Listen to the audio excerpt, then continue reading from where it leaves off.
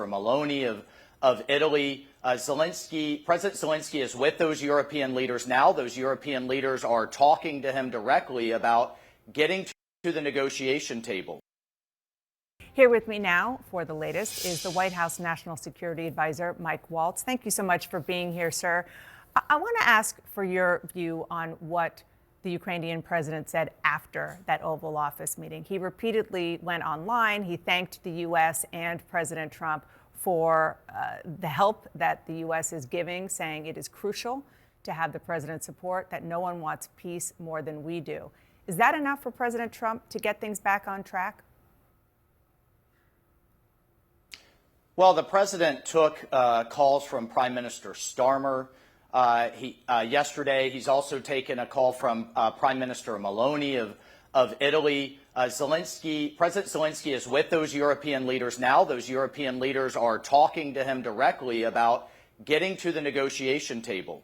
What does he need to see to actually negotiate with us and negotiate with the Russians, go to confidence building measures, go to a ceasefire, and bring this horrific war to an end? And what was so, I think, stunning to all of us in the Oval Office was that it was not clear Zelensky was going to go to negotiations at all, that he would ever be able to negotiate with Putin, and whether he shared our goal of ending this war.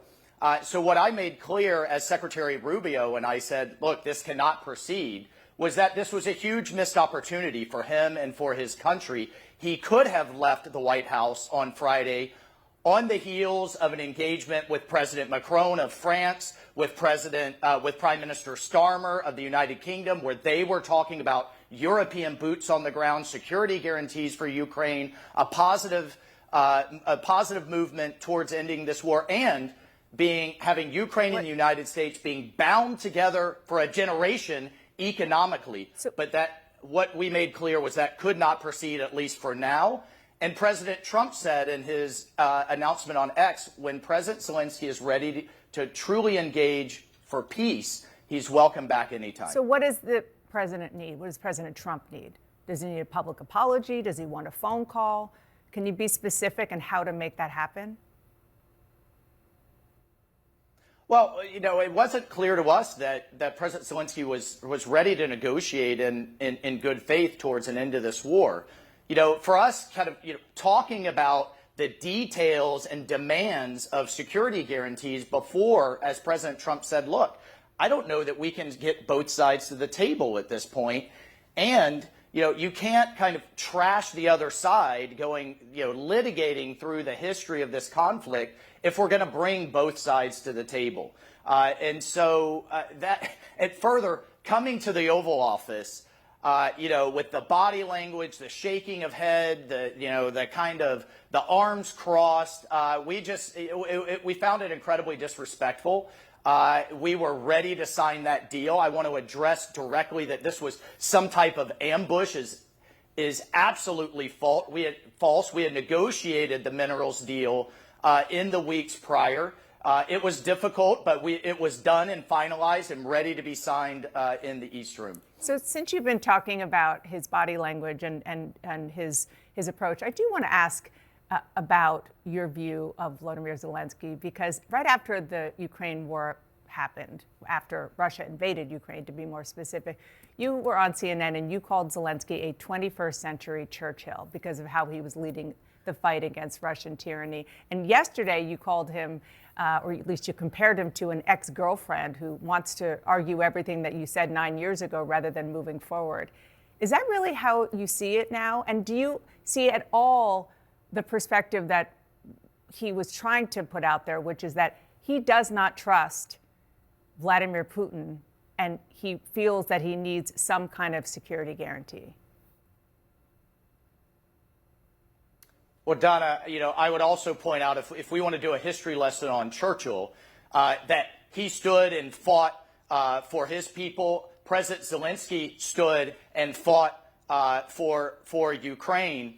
But Churchill was also voted out of office in 1945. He was a man for a moment, but he did not then transition England into the next phase. And it's unclear whether President Zelensky, particularly after what we saw Friday, is ready to transition to Ukraine to an end to this war and to negotiate and have to compromise. Yeah. And what President Trump said right there that day in the Oval Office is both sides are going to compromise here. He's made that clear to both Vladimir Putin and Zelensky, but it did not appear to us that Zelensky was ready to go to peace. Yeah. So when he makes that clear to us, publicly and privately, that's what, I mean, that's, the president is trying to end this war. He campaigned on it. He was elected on it. And that's going to take tough diplomacy. Who would criticize us? But you have members of Democrats that are criticizing us for dealing with the Russians, the same Democrats that had no problem dealing with the murderous Iranian regime in an Iran deal that was horrific and used the Russians as intermediaries. Can I just follow up? I think you've got one of those senators coming on your show. So it's so I'm finding the kind of hypocritical pearl clutching in Washington, D.C. to be a bit ridiculous. Can I just follow up on what you said about Winston Churchill? Because it is interesting. He was definitely a man for the moment during World War II. Are you suggesting that President Trump wants Zelensky to resign? We need a leader that can deal with us, eventually deal with the Russians, and end this war. And if it becomes apparent that President Zelensky's either personal motivations or political motivations are divergent from ending the fighting in his country, then I think we have a real issue on our hands. But look, Donna, let's ask ourselves, what is this war going to look like a year from now? The patience of the American people to keep giving billions and billions and billions with no end in sight is not unlimited. And we also made that clear to President Zelensky at the end of that meeting. So you're saying he might be... Is time on his side? Is time on the American people's side? What I'm saying is this war needs to end, and that's going to take concessions on territory. That's going to take Russian concessions on security guarantees. That's going to take all sides coming to the table, and we are working very hard to drive those negotiations forward. We had our engagement in Riyadh with the Russians. We are working to have an engagement, we thought, a deal with the Ukrainians, and then we'll bring all sides together. That only President Trump can do that. And I find it incredulous he's being criticized for that. You just mentioned a specific concession, potentially, that you would like Vladimir Putin to make. Can you elaborate on that? Because we haven't heard any specifics before. Well, we can't get any specifics from the Ukrainians, but this will clearly be some type of territorial concession for security guarantees going forward.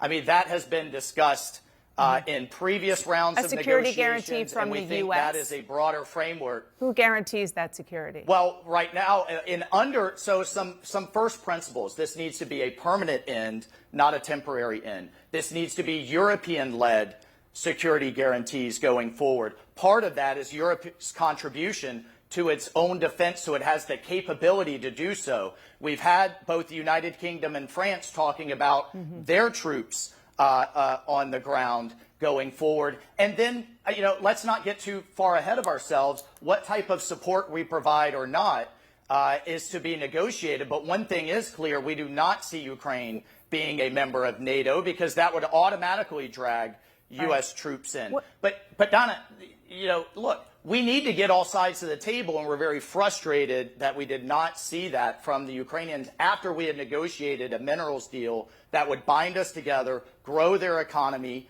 and change the nature of our aid so that the American taxpayer could recoup What are your conversations? That was all done and ready to be signed on Friday. What are your conversations like right now with the Russians in terms of reopening conversations and perhaps diplomatic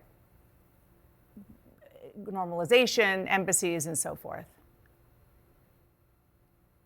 Well, Secretary Rubio's team at a working level have met with the Russians about broadening our embassy operations. They were virtually shut down on all sides. It's just a practical matter and common sense. If we're going to drive these negotiations forward, our embassies have to be operable. Those conversations are happening, and we're also having conversations about how they will end and what they need to see to end this war.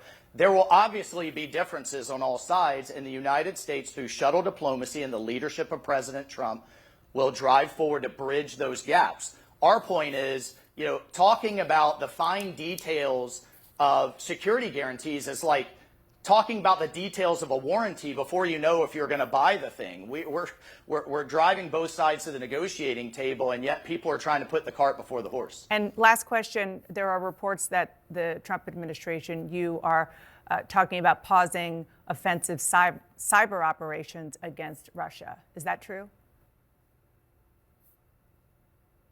That has not been part of our discussions. There will be all kinds of carrots and sticks to get this war to an end. All right. National Security Advisor Mike Waltz, thank you so much for your time this morning. Appreciate it.